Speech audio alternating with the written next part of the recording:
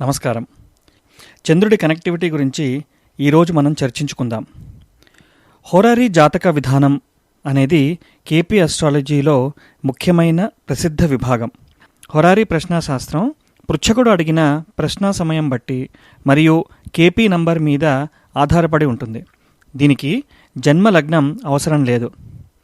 జన్మ లగ్నానికి ఖచ్చితమైన సమయం అవసరం. అదే ప్రశ్నాశాస్త్రంలో ఏ సమయంలో అయినా మనం జాతకం వేస్తామో అదే పరిగణనలోకి తీసుకుంటాం.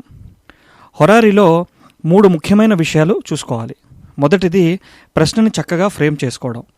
రెండవది కేపీ నంబర్ని కరెక్ట్ పద్ధతిలో పృచ్ఛకుడిని అడగాలి.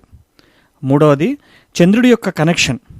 ఇక్కడ చంద్రుడు పృచ్ఛకుడి మనస్సుని చూపిస్తాడు కాబట్టి ఇప్పుడు మనం చంద్రుడి కనెక్టివిటీ గురించి చర్చించుకుందాం.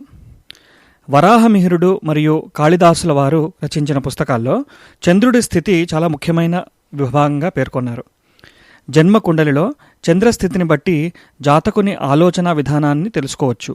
హోరారీ చార్ట్ జాతకుని మనస్సుని ప్రతిబింబిస్తుంది.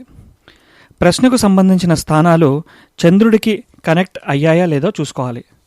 వెస్టర్న్ అస్ట్రాలజీ సిస్టంలో కూడా మరియు తాజిక్ అస్ట్రాలజీ సిస్టంలలో చంద్రునికి చాలా ప్రాముఖ్యత ఉంది. దీనివల్ల జ్యోతిష్కునికి కన్ఫర్మేషన్ వస్తుంది ప్రశ్న మీద. చంద్రుడి కనెక్టివిటీ అంటే చంద్రుని లేదా అతని నక్షత్రాధిపతి స్థితి లేదా రాశి లేదా స్వస్థలం చంద్రుడికి సంబంధించినవి ప్రశ్నకు సంబంధం ఉండాలి.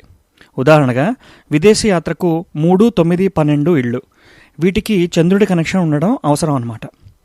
చంద్రుడి యొక్క నక్షత్రాధిపతి కూడా అతని స్థలం లేదా స్వస్థానం కనెక్ట్ అవ్వచ్చు.